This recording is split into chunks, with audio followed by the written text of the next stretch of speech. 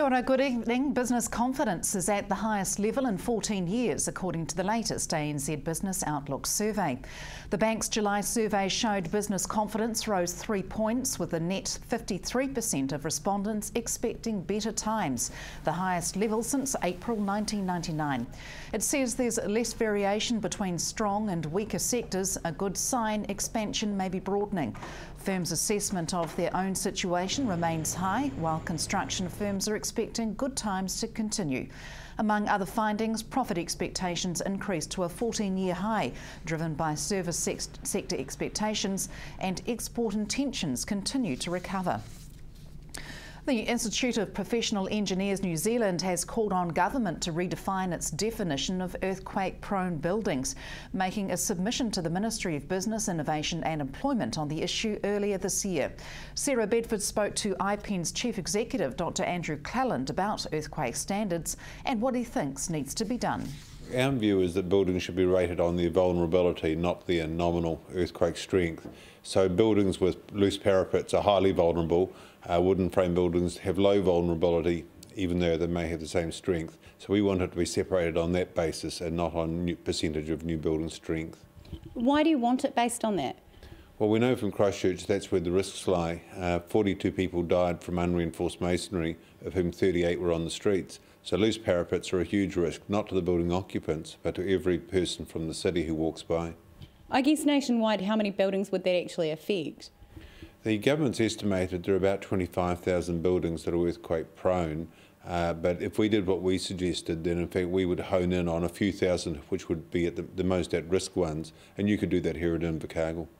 I guess in terms of costs, is that a costly exercise for building owners? Well, all strengthening is expensive, but the cost of not doing something is also very expensive. And what we know is street fall is a really, really important thing we need to take into account. So a council would be wise to look after its pedestrians, even if that makes it uncomfortable for the building owners of those most at-risk buildings. For a city such as Invercargill, what do you think we should be doing? Well, I think you should wait and see what the government comes down with. But in any case, if you're actually being or working in your citizens' interests, you will look for those key vulnerable buildings and get to work with those building owners in any case. Now, a lot of our inner city does have old buildings there. How vulnerable do you think we would be in terms of an earthquake? Look, I haven't been in Invercargill city centre to walk around for about 20 years, so look, I really can't comment on that. Now, the recent Wellington quake, do you think that poses any reminders to people, or has it brought up any new issues? The main thing it reminded us exactly of those lessons. The biggest issues were in fact street fall of glass from some of the older concrete buildings, but also the masonry buildings actually performed quite well because the type of earthquake was low damage for them. So it was a wake-up call and a lucky escape for masonry, but for the most at-risk concrete buildings we got a timely reminder of what it could be. How quickly do you think people need to be acting on these sorts of things? Well, the timescale should be done by proper analysis to really think about what are the costs and what are the benefits, and the costs include the potential loss of life. But we would have thought that buildings with loose parapets, which are in busy streets, should be worked on very, very quickly within a matter of a small number of years, whereas, as I said earlier, timber frame buildings might be decades. The North and South Islands will also be known by their Māori names if a recommendation by the New Zealand Geographic Board is accepted. It's been recommended the South Island also be officially named Te Waiponamu and the North Island also as Te Ika a Maui. The existing English names are recorded names rather than official names. They appear on maps, charts and other official publications but have never been legally formalised. Geographic Board Chair Dr. Don Grant says the overwhelming majority of public submitters wanted the choice to use English or Māori names. The Board's recommendation will be put to the Minister for Land Information for determination. Every week, around 75 people take part in classes at Southland's Riding for the Disabled arena. Among those getting equine therapy this week, children from Ruru School this morning. The Riding for the Disabled Association says it's a physical activity that provides exercise and is also challenging and motivating. Interactions with the horse and the effects of the movement on the human body is seen as having significant therapeutic benefits.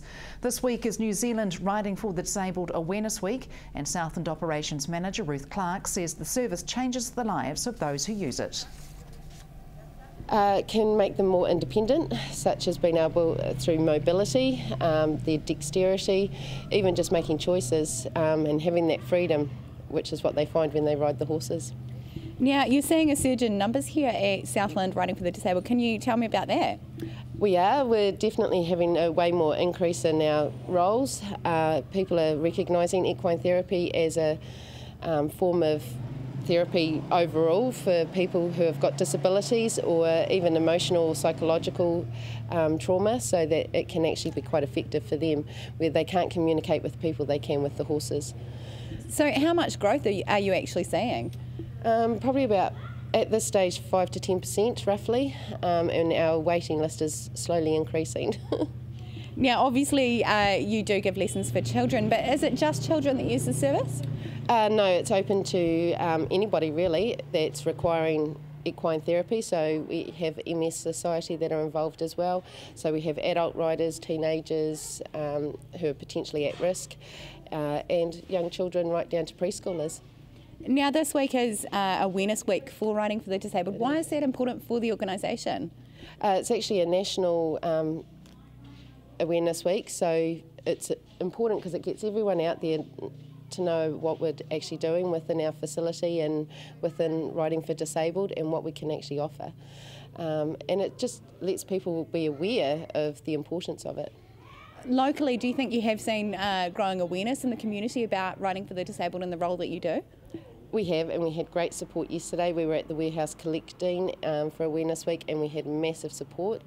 We're also receiving donations and stuff in through the mail. So yeah, and we've got Winton Nursing Home here today, so they've come down to check everything out and watch the kids and stuff like that. So it's great.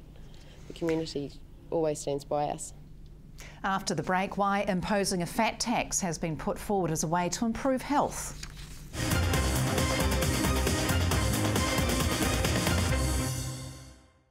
Welcome back. A new rule around intensive winter grazing near waterways has been introduced by Environment Southland to reduce the amount of sediment, nutrients and bacteria reaching streams and rivers. The rule means farmers must have a 3-metre vegetated buffer from waterways to help trap sediment in winter grazed paddocks. Council says it's seen good uptake from the rule, with a monitoring flight over Western Southland recently finding over 9 instances where it appeared stock had been grazed closer to a waterway than allowed. These are currently being followed up. Intensive winter grazing can lead to devegetation and pugged soils, leaving no vegetation to filter effluent and nutrients that can easily be washed into waterways. A divide is emerging between young investors and their not-so-young counterparts over perceived returns from rental properties, according to ASB's latest investor confidence survey for the 3 months to June. Previously thought of as a lucrative investment, rental property now shares the top spot as the most attractive investment class with term deposits. Investors aged 18 to 29 perceive KiwiSaver as offering the best returns, according to 17% of respondents, while 28% of investors aged 40 to 49 remain optimistic that rental returns will give the best return.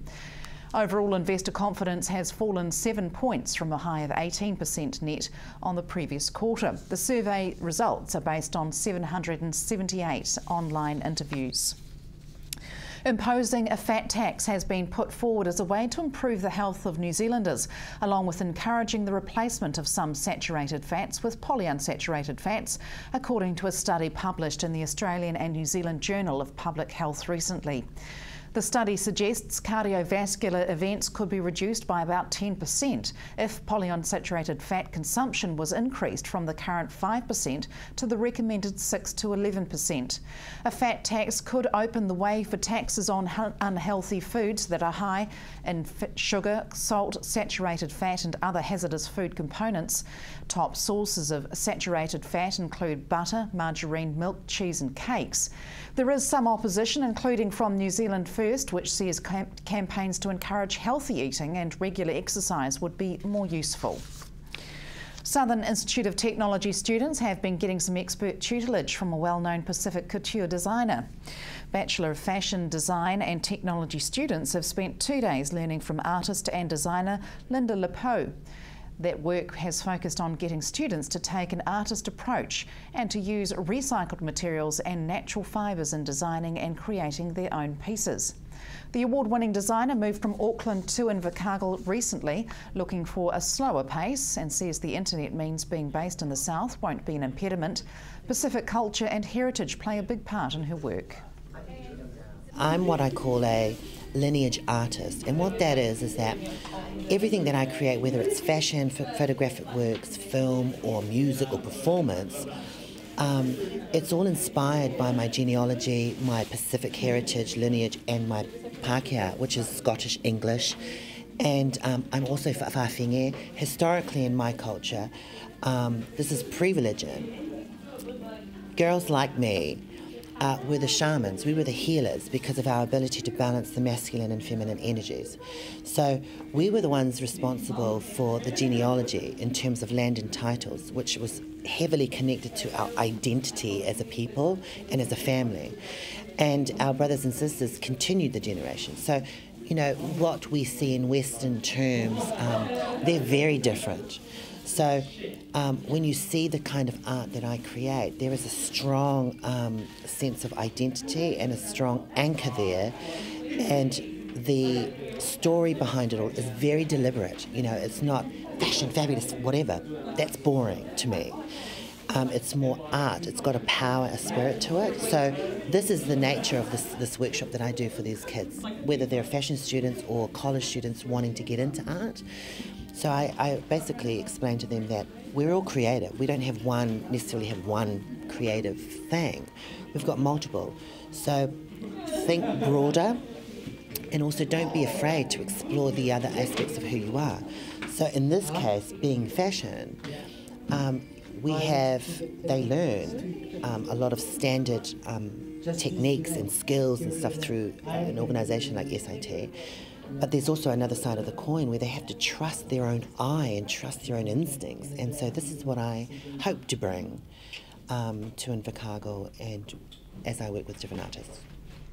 Students from around the south are considering future career paths today and tomorrow as they visit the annual Career Fest Southland Expo. Around 2,000 high school students will attend the annual event at Invercargill's Velodrome, travelling from as far afield as Taonau and Tapanui. Schools have worked to prepare students beforehand with career direction, encouraging them to make the most of guidance and resources available. Tertiary education providers, corporate and business sector employers, along with workplace apprenticeship opportunities and the Defence Force are represented. Career Fest is an initiative of the Southland Secondary Schools Principals Association.